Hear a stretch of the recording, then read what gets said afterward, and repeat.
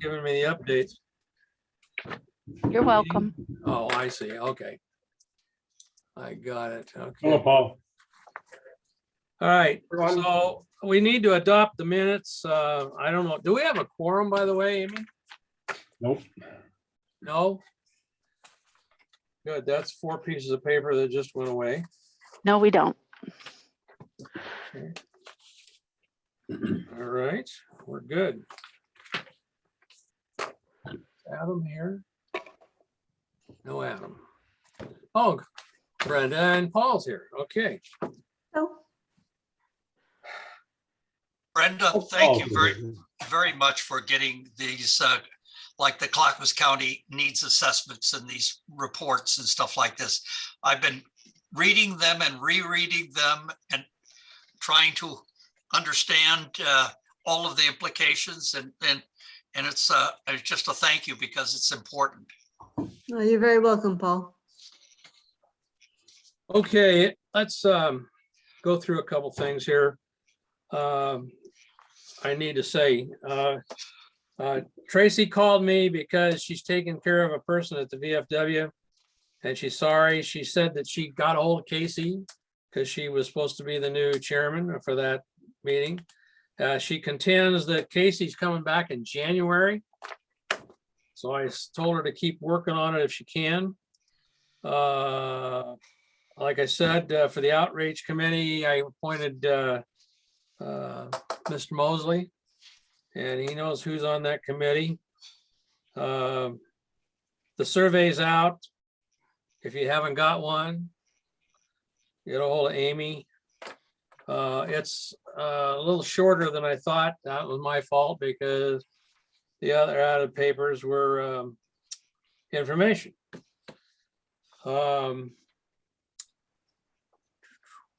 Oh, Brenda, we need to set a date so we can get our new members indoctrinated. Okay, And but before we do that, but so Jerry, before we do that, I just want to remind everyone that the meeting is being recorded. And I would like to take a moment to introduce Gus Bedwell. Gus is the new supervisor for the County Veteran Service Office. So if we could give maybe Gus 2 minutes to do a quick intro, tell us a little bit about his background. I also see a new name here that I haven't seen before, Jeanette. So welcome, Jeanette. So maybe we should just do a quick, let Gus do a little more in-depth intro and then do a quick intro around the table. go for it. Thank you, Brenda. Thank you, Jerry. As Brenda mentioned, my name is Gus Bedwell, and I'm the supervisor for the Veteran Service Officer here in Clackamas. Long story short, I've been doing veterans advocacy work for, about 20 years now across several different agencies, to include doing veteran services work and doing employment related and education. Good to see RB Green. Nice to see you again, my friend. And I know a few of you just from some of that previous work. Commissioner Savas, good to see you again from the meetings that we've attended together. Most recently, I was with Rehousing Community Services as a veteran housing integrator. And so I'm very familiar with a lot of the housing related stuff when it comes to veterans experiencing homelessness. And I think the big thing that I'm gonna just bring to the table for this team, not only for the VAC, but also for the Veteran Service Office, is just the different areas of veterans work that I've done and the different agencies I've worked with and the connections, and just seeing it from, the work that we do on taking care of veterans from so many different angles. So one thing that I'm really big on is I really would like to spend some time with each of you and get to know you a little bit better and give you a chance to know me a little bit better so I can get a feel for how best to serve this group. Larry, I see your high five. So, and I'm a coffee guy. So if we can figure out some to appropriately get together and have some coffee, even a few of us together, let's do that. So there you go. That's me in a nutshell. Thank you. Jeanette. Hi, everyone. Nice to see you. My name is Jeanette Christensen. I'm an MSW student at Portland State University, and I am working in the Veterans Rental Assistance Program as my internship this year. I'm a former military wife, and I was a caregiver for my dad, who utilized a lot of the VA medical system. So I got to know the ins and outs of that, at least for his particular needs. And I'm really glad to be here. I'm looking forward to learning a lot from everybody. Thank you. Well, thank you for the comments.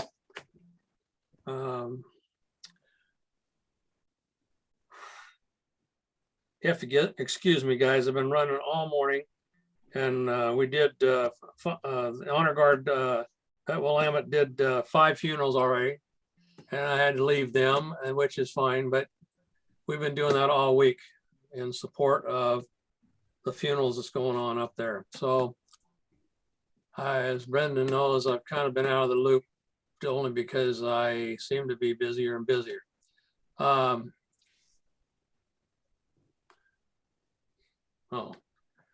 Okay. But I've been trying to stay, thanks to Amy, up to date. I think we should, if it's okay, I'm trying to do the chair's report, but in the information we sent, we got Adam's letter, which I thought was very, very good.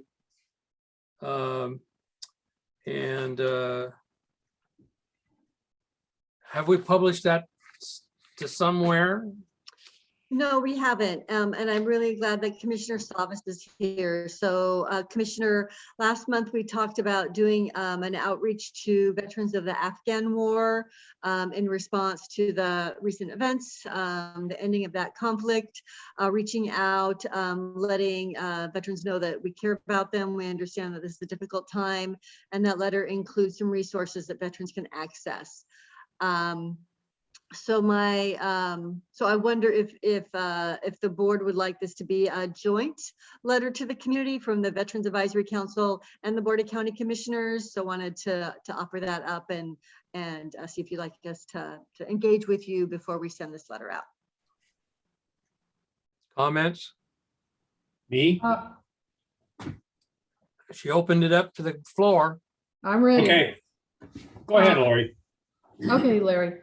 I thought it was a very heartfelt letter, but can we correct his grammar? I don't want to beat him up. It was a very heartfelt letter, but can we fix the run-on sentences and things before we send it out? Sure, Lori. Happy to do that. Yeah, I'll take a look at it again. Well, I can do it. I won't change the intent. I'll just fix the grammar. Okay, that would be great. And then you can just send it to me. Yeah, that way you don't have to spend a lot of your time. Like I said, I don't want to beat on the guy because it was a very heartfelt letter. It's just, I used to write publications for the Air Force. So, you know, what can I say? Like I said, let's just fix the grammar. Okay, thank you.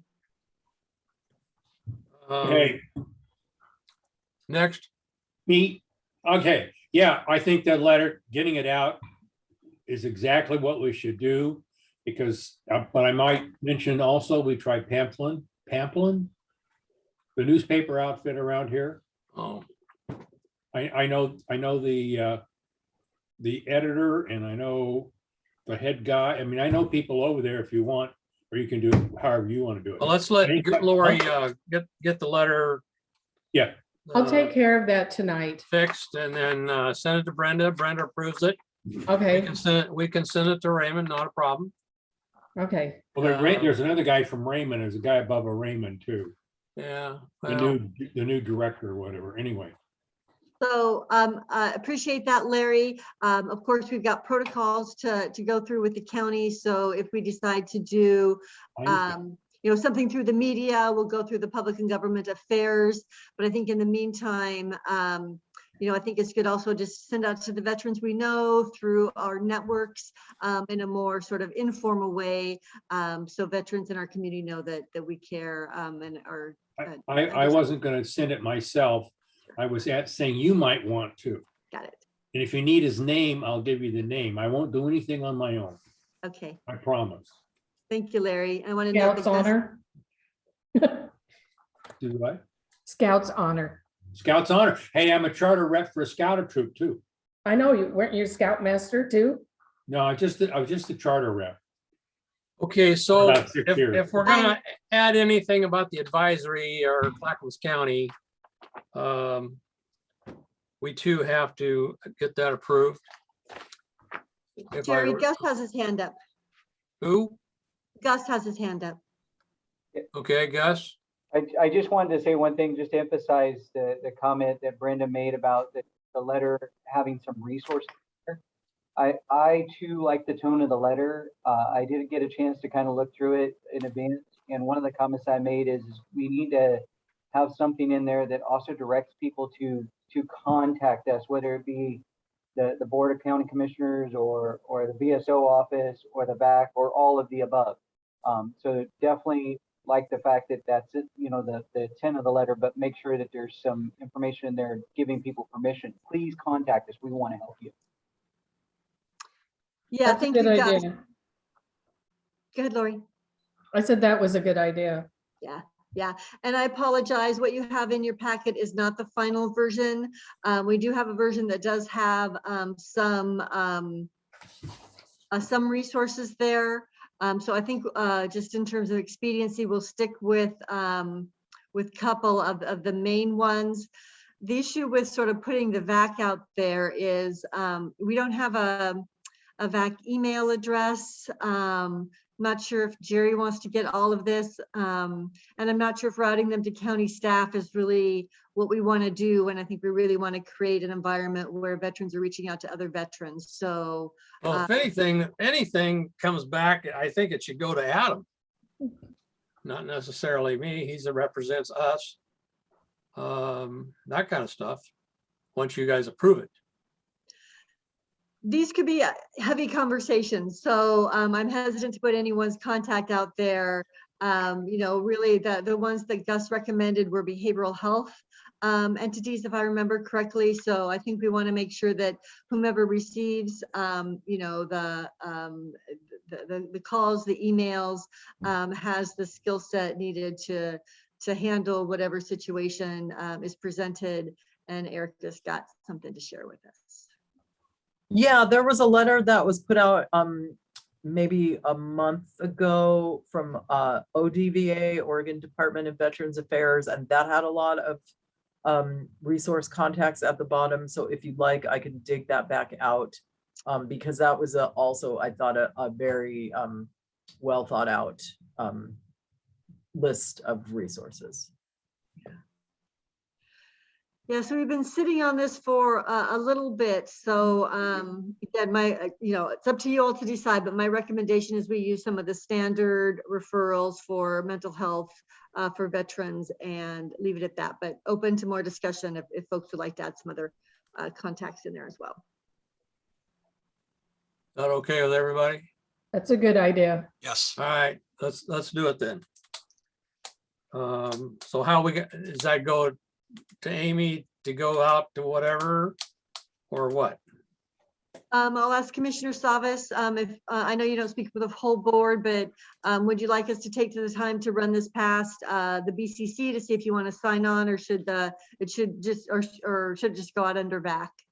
If you have a Well, you might want to check with administration. My guess, or the administrator, my guess is typically is that communications from our ABCs go through right to the administration to figure out the best course of action. Usually, whether or not we sign is an option. If you all feel that that's something you want to see, my guess is that would be pretty easy to do.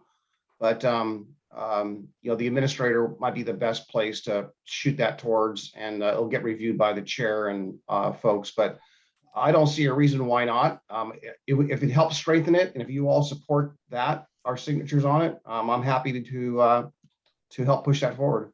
Okay, thank you, Commissioner. So Lori's going to send me an edited version. Erica's going to send me the ODVA list. And then I will get that to county administrator and we can do the final steps and then get it out to the community. Well, somewhere in this letter here or at the end of it, I'd like to have Adam's moniker put on this thing to make sure that, and that he's associated with this. And Adam just joined us, so he can respond to that Defend himself. suggestion. Hello, sorry. Sorry about that. Finishing up another meeting. I apologize. No worries. It's okay. We're all in the same boat, brother. let me Sorry, tell you were elected. Yeah. Oh, nice. Great. What was I elected to? Hey, You'll we find could out. elect you to head of the back. That would be good. Joe. Never mind. We're talking about your letter. Everybody's read it. Lori Kimmel volunteered to change some of the, I don't see where the Grammar. verbiage is. You know, it's coming from you. It's not coming from an English professor. But that's my comments. But somewhere in this letter that you wrote, if we're going to forward it anywhere, has to have your name on it, as far as I'm concerned, someplace. Because you are a Afghan veteran. You've said several things in here that everybody appreciates. So I don't care if we send it to the moon, it's going to have your name on it somewhere. Whether you like it or not.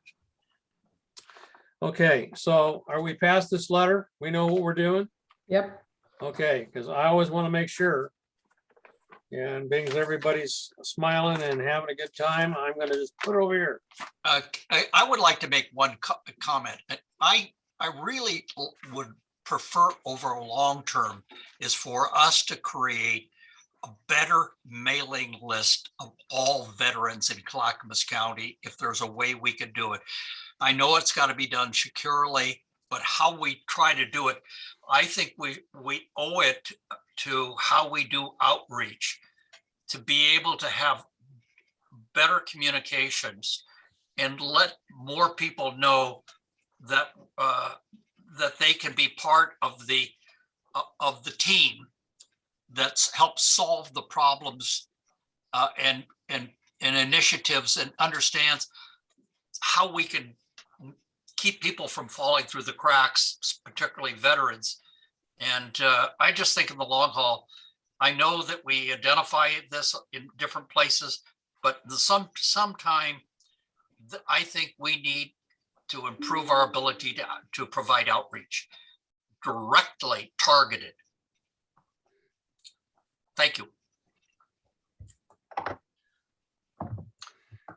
That's another big discussion I know. that I can recall, because we are doing a lot of stuff.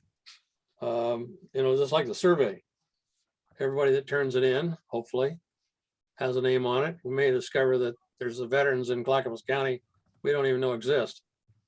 That's what I'm shooting for too, with the groups I'm going to be giving it to.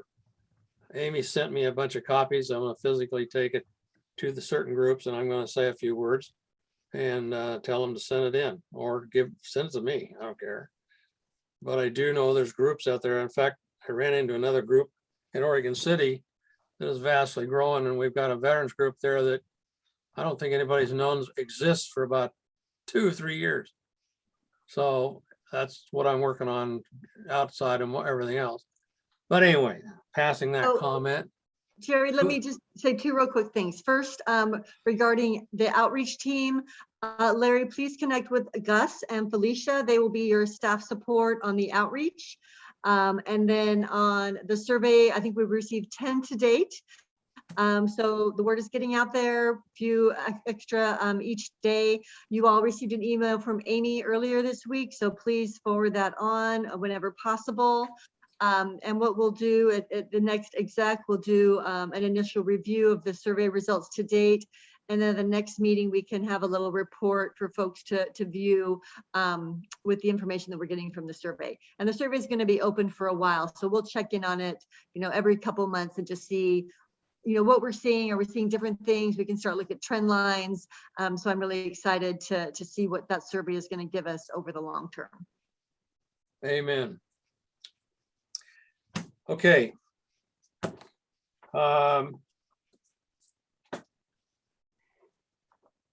I think we need to go to veterans housing with Erica if she's ready. I am ready, and I think I know all of you, but I'm Erica, and it's my honor and privilege to be a human services manager here at Clackamas County Social Services. working with the Veteran Service Office as well as our variety of housing programs. Brenda, are you able to allow me to share my screen?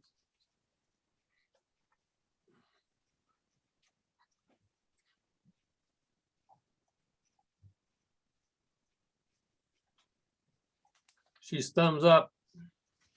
Okay, so wanted to give everybody just kind of an update on where things stand with our veterans housing programs over the last year. And I did do this on a fiscal year other than one part of it. So I want to first mention that we take a very collaborative approach here in Clackamas County. And I think a lot of you know this, but we use a national best practice of having kind of like a coordinating team and between many different housing providers and community partners. And we meet together once a month. Of course, it's been virtual for the last year and a half, but we meet together and we literally have a list of all of our known homeless veterans. And then we kind of staff that list and we try to prioritize the very most vulnerable to get in to any housing slots that we do have open. And we also take that time to collaborate, for example, with the VA or with Fort Kennedy. A lot of times everyone at that meeting has a little piece of the information.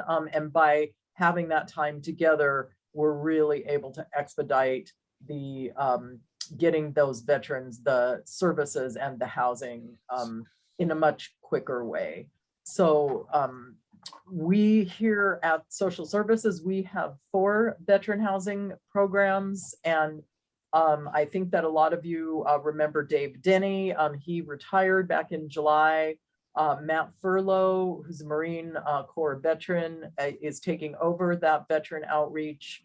Some of you might remember Matt. He's been here at the county for a few years now, and he's going to do a great job. He is currently kind of transitioning out of the COVID rent relief team. So he's going to be slowly ramping down that work. And my goal is to have him on 100% on veterans outreach by just the beginning of December. So there has been a little bit of a lull with that, but that'll be picking back up. Then we've got the Veterans Rapid Rehousing Program. Aaron Henry, a Marine Corps veteran, is the case manager for that. We've got Housing Our Heroes, and that's a permanent supportive housing program for veterans with long periods of time homeless and also with disabilities or disabling conditions. Kagan Miller, a Navy veteran, is the case manager for that. And then we've got the Veterans Rental Assistance Program, and Tito, a Marine Corps veteran, and Sam, Army veteran, are the team for that. With the VRAP program, that's kind of even a step up from the Housing Our Heroes, because all of the veterans in VRAP also have to have what's considered a serious and persistent mental health issue. The acronym for that is SPMI. So not only homeless or at really high risk of homelessness, some of the vets in VRAP, when we actually begin engaging with them, they're literally in the state hospital or another licensed mental health inpatient facility. So we're working with some of the very, very most vulnerable veterans, really in all of these programs. So here's the numbers from last year. Between those 3 programs, there was 65 veterans housed, 11 civilian adults. So that's usually like a partner, or in some cases, it could be another household member, 13 children, a total of 89 people. There were 6 veterans that ended up being so successful that they didn't need our help anymore. So all of these programs are all considered permanent housing.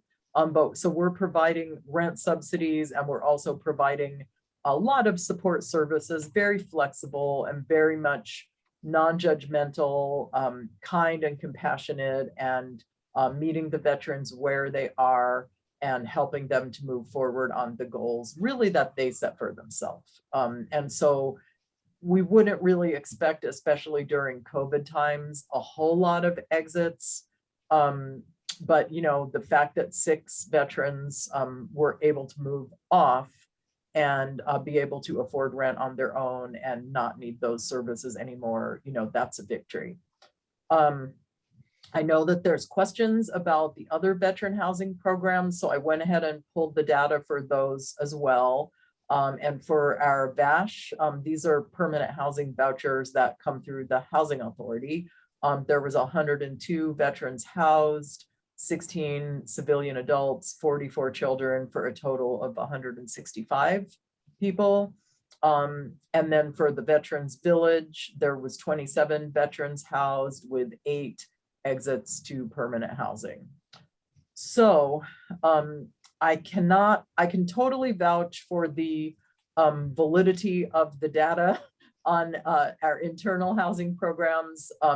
Sometimes the other programs do get a little bit behind with their data entry, so I'm not 100% positive if these numbers are completely up to date, but I did just pull them very recently, and it at least reflects the data that is in our system. So I wanted to also show you, because I'm really, really proud of this, and this is really due to that team approach, as well as some increasing resources. It's hard for me to pull the numbers for Clayton Moore Commons, so I apologize for that, for not including that in here.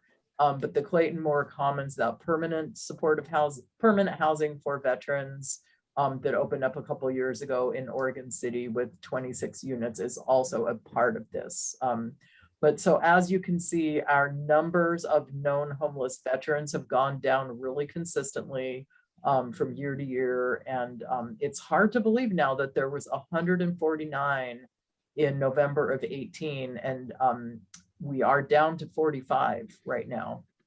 So I can't swear that as Matt gets ramped up, that we won't find some more veterans, and so we might see that number go up a little bit. I really hope that we don't find 149, and I don't think that we will. So I have something else that I want to share with you, but before I do that, I want to stop and just see if anybody has any questions on any of this. I would have a question on the average income change. Could you just talk that column out up in the first section? Absolutely. So with the rapid rehousing, those are going to be your veterans that have a little bit lower level of acuity, a little bit lower level of barriers, and so probably a little bit higher ability to get out there in the workforce and begin increasing their income, and which of course is a lot of people's goal. So that's probably why. So that's based on their income at start to the latest. It would either be at exit or annual, because we check that annually. So if they exited, that would be their exit income, or if they were in more than a year but they were still in, then that would be their income from that year. Does that make sense, Paul? Okay. And then for the Housing Our Heroes, there was a lot of people in that program this last year with some pretty serious health conditions. And of course, people were also scared of getting out into the public too much. So we had some really vulnerable people, like we have one that has stage 4 cancer. And so, of course, it's not really going to be that person's goal to get out there and get a job. And there was a couple other people, pretty like that. And, with VRAP, that 528, again, in some years, we might see that to be a little bit higher, but that's also an average. And so that means some people were higher, some people were lower. And again, you have to kind of consider COVID with all of this, that things were pretty shut down for a while, and people were pretty nervous about, getting out there. But does that answer your question, Paul? Yes. Are there any other questions on any of this? Did you have any instances where people got paranoid and were afraid to leave their homes? We're talking mental health wise. We have had some like that, and particularly in the beginning. We're not seeing that quite as much now. But you know, I think we see that kind of across populations. It's been a very these times that we're in have presented multiple challenges, I think, for community as a whole, and the people in our housing programs are part of that community. You know, I'm really glad that the people that were literally living outdoors and are now indoors, you know, have the support of their service providers, you know, and oftentimes, you know, these are not the only people that they have support from, but certainly a lot of their support, and, you know, helping people if they need more than that to also get connected with additional support. Because getting through these times, I don't think has been easy for many people. Does that answer your question, Lori? Yes, thank you. Yeah, of course. Any other questions? So this next thing that I wanted to share with you, I'm not going to actually put up on the screen because it does have the person's name at the bottom of it, but this is a testimonial that Tito and Sam received from somebody that had been in VRAP and transitioned out. So it's about a page. It's a little long, but this really could be for any of the programs. This person was just very eloquent, and so I thought that you would all kind of enjoy hearing this, and you know, also to know that even though it may seem a little disconnected, the VAC is part of the support, you know, that allows us to provide these critical services. So I really wanted to acknowledge that. Acceptance is an easy and appealing word to say, as it rolls off the tongue easily and has a wholesome appeal to its nature. Putting this word into action, however, can be one of the largest obstacles that a person can face in their life. I found myself face to face with acceptance not long ago. Facing the bleakness that is akin to a terminal disease diagnosis, I had reached a point where all my core identity beliefs were under threat by huge life stressors. A failed marriage, near bankruptcy, no friends, and feeling an outcast from my family. My hope had diminished and my life's ambition seemed impossible to reach. Homeless and in self-image shock, it was hard to think clearly, and the logical reason to improve my situation was shrouded in a fog. This was my state of mind when I ended up on the doorstep of the Salvation Army. They helped me back away from the abyss far enough to see myself as a person again with something to contribute. Through their generosity of time and patience, I learned really for the first time that acceptance is not a goal to achieve, but living with myself in the moment. Having learned this core foundational building block, I was fortunate enough to meet with a representative of Clackamas County, Tito Mendoza, offering me a solid path back to being a fully integrated contributing member of society. Through his encouragement, support, and guidance, he helped me find and subsidize stable housing.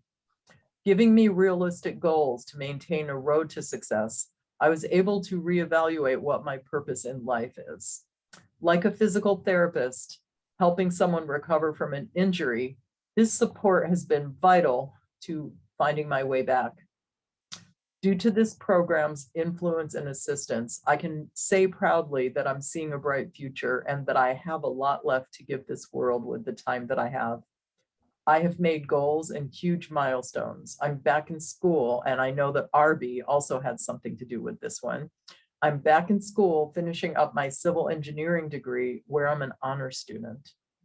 I am leading a healthy lifestyle of food and exercise, which has led to my hypertension, blood pressure reversing to normal blood pressure and weight loss of more than 20 pounds. Most importantly, I've learned to look people in the eye again and feel part of the community. Thank you is not enough to express my gratitude for this program. Hopefully, in giving back to others going forward, my actions will be an equivocal representation. So I think I'll close it with that.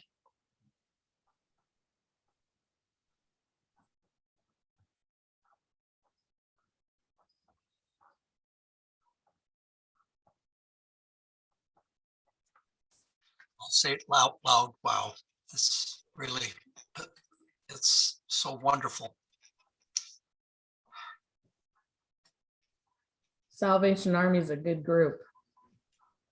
They are, and I just want to say, to piggyback on what Lori was saying, they have been responsible for about almost half a dozen of our members that are returning back to school and are thriving in academia at this point. A couple of them will be going there in the fall, or should have already started, I'm sorry.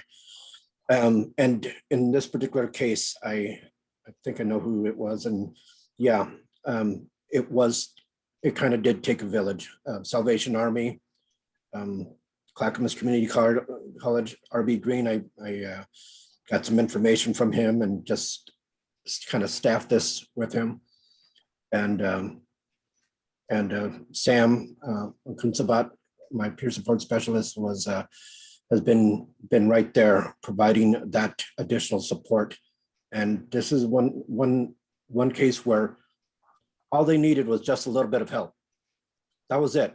Just that much made a difference. And so I want to thank you all for all you do as well on this. And thank you, Eric and Brenda, for providing the support that VRAP and the other veteran programs need and can count on.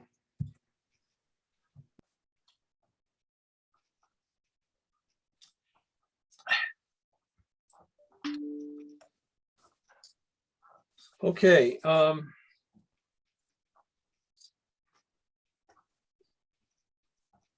Winter warming shelters and rent assistance, is that the same thing Eric is playing with? A little bit different. So I'll give you all just a really quick update on where we are. So for the past 10 years, Clackamas County has supported a network of warming centers. These are shelters that open up when we've got freezing temperatures so that people living outside have a warm place to sleep. Looks like we're going to have a little bit of expansion this year, which is really exciting. We are confirmed with Malala Hope that has been serving this purpose for about 8 years out of Malala. We're in contract negotiations with a site in Oregon City and Estacada. Estacada will be a new site for us, and I am pretty confident that those negotiations will go through fine. Had a great conversation with a church down in Canby yesterday, and have been communicating with a church in Sandy. So both Estacada, Canby, and Sandy will be new sites this year, assuming everything goes well. So really have a great opportunity to reach out to our more rural parts of the county to make sure that people have some safety there during the cold weather.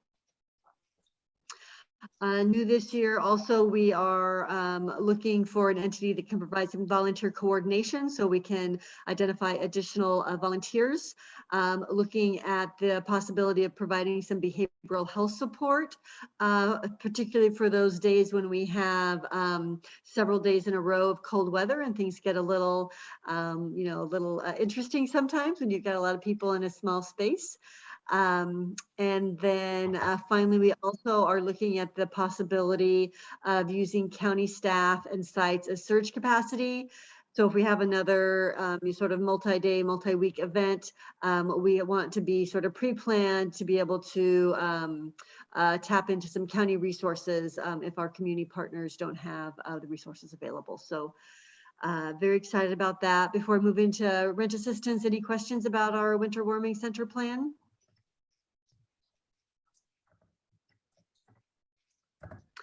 also say that the winter shelters, most of them will also provide shelter in the summertime and when the air quality gets really poor.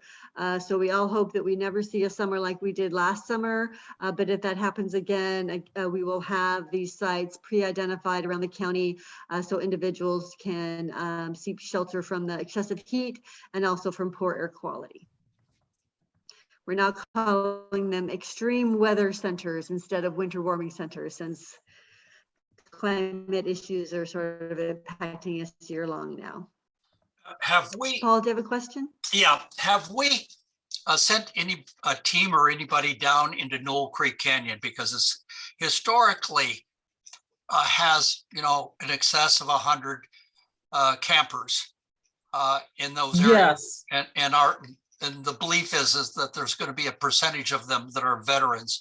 I just wondering if that's right around here close in. This is one of those areas where they could be hiding. And I just hope that we're on top of it.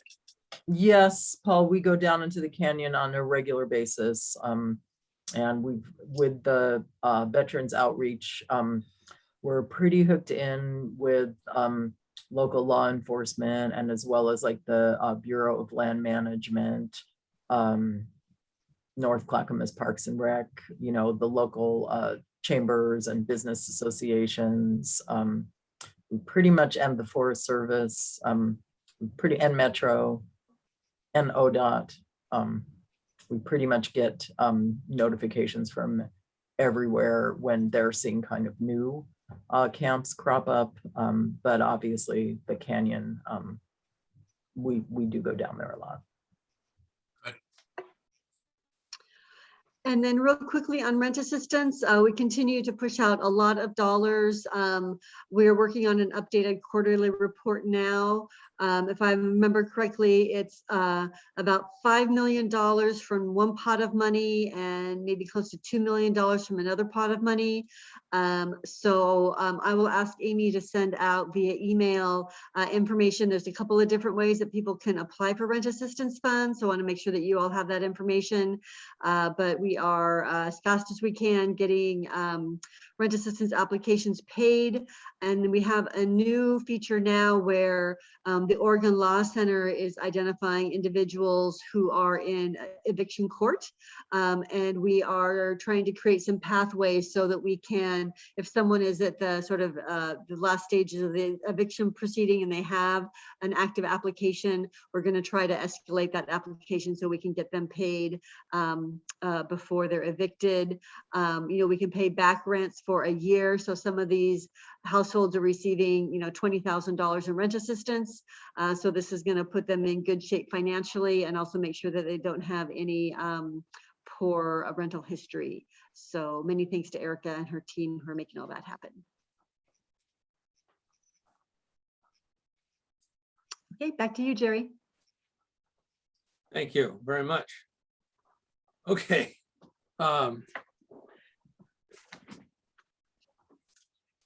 I keep thinking of all the committees we're trying to get started. And I know that a lot of things have happened, but we have Tracy still working with Casey. And I understand that Tito and Adam are on her committee too. Have you, I don't know if you guys have had an interaction with Tracy.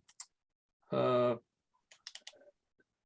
I'd like to, before the next meeting, make sure that we all get on some kind of route that we can be successful. We hopefully can be solid and respect nobody quitting, getting a job, or well, getting the job is good. But I mean, we just seem to, everything stops all of a sudden. Paul, you're working on, you got RB and Adam on your committee?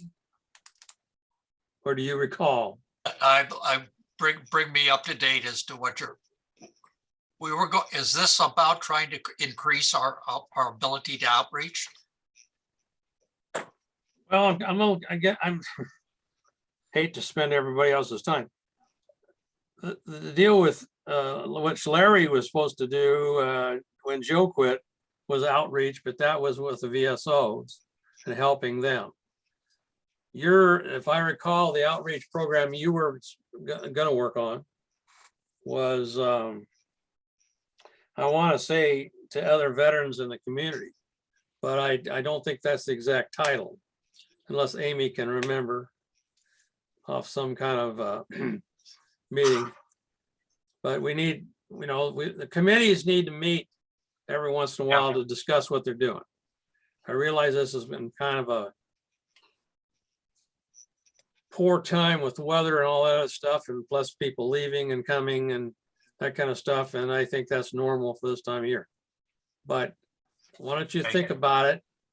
Amy might be able to go back and check the meeting records. I have something here, but I'm sure it's not even close. But I want to make sure that's going. And then Larry's on board, and I want him to work what Brenda has been defining more than once about working with the VSOs, letting the VSOs be known to the veterans and that kind of stuff. And I've already, Larry and I have already put out different things to the groups we know about the VSOs, their phone numbers, addresses, where they're located, that kind of stuff. But we need to extend that. We need to widen it throughout Clackamas County. So we'll work on that. So let's see if we can make some inroads. I think when Casey gets back, we'll get more on this behavioral thing. And I think that's the right way to go right now. And if we get the other thing, indoctrination, new members, we might have some more people to help us. Anything else from anybody at all? Yes, Jerry. We need to talk about in our next meeting, legislative. That's kind of been my beat. And we need to discuss Senate Bill 218, which significantly modified the conditional discharge program. And this impacts the veteran treatment courts and the specialty courts. And it's not positive for the veterans. We need to discuss what happened in the Oregon legislature on these veterans bills, and especially this one.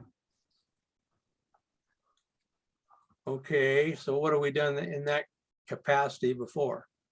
Well, I've gone down and lobbied, because I had a bill in the 2019 legislature on veterans treatment court, but with the Capitol being closed, it's kind of difficult.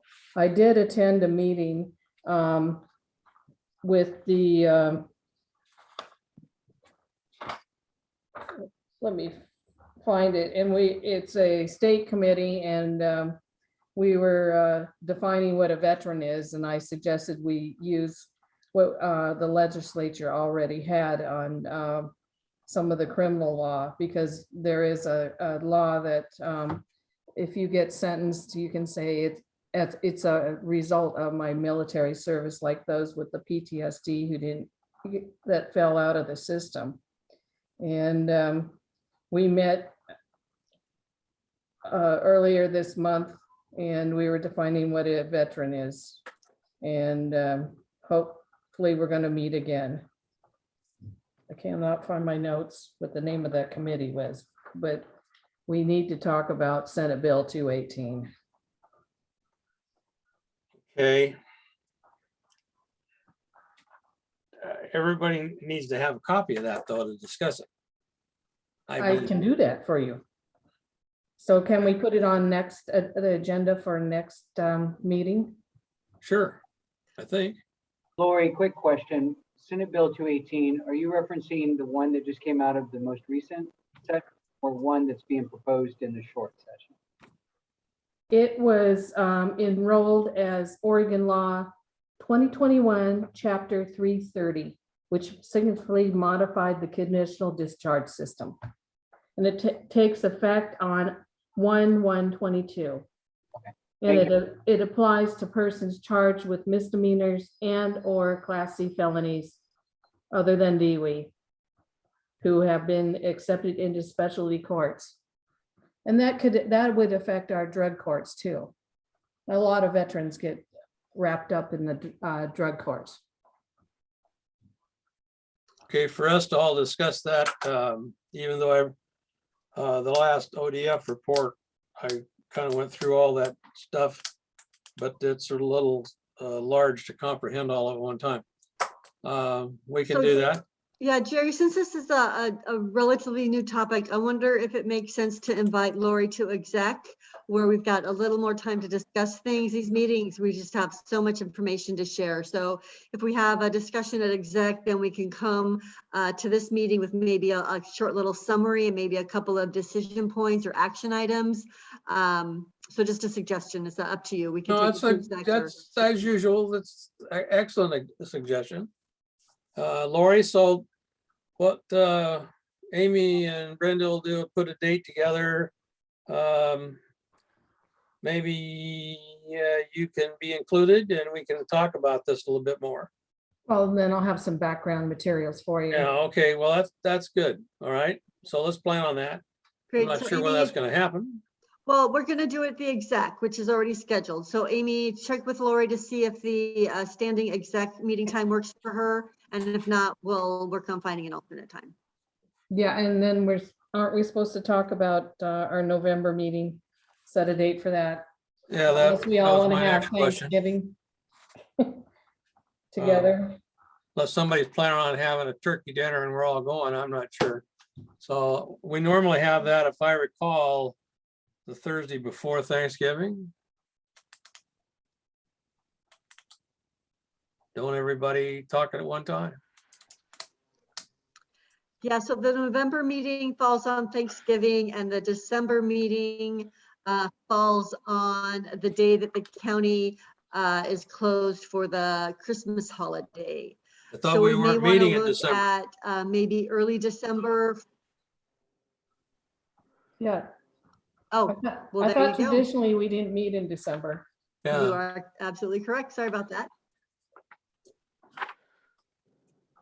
no, it's nice to see that we're not the only ones that make mistakes. Okay, We're all well, human. let's do that. I don't have a VAC meeting scheduled on my calendar, so Amy needs to refresh my brain again. So anyway, we'll invite you, Laurie, and we'll go further with that later. Okay, so for calendar purposes, when's our next meeting? 'Cause it's not on the agenda. Well, I'm assuming that we're gonna meet the 18th of November, Okay, because missing 2 months or out 2 months is not gonna do in my book. all right.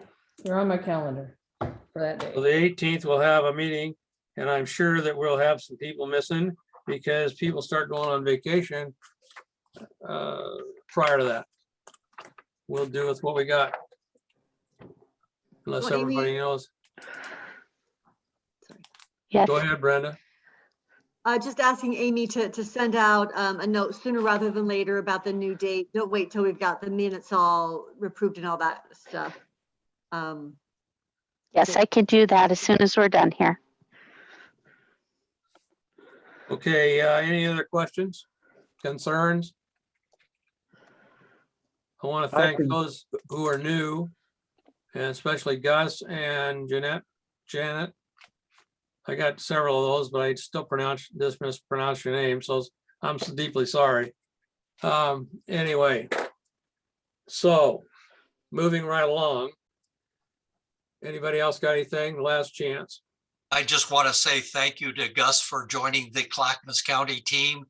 It's nice to have somebody come in that's has so much knowledge and abilities. He understands Salem, I hope, and can bring a lot of benefit just because he's connected. That's good. Thank you, Paul. I do look forward to working with this team.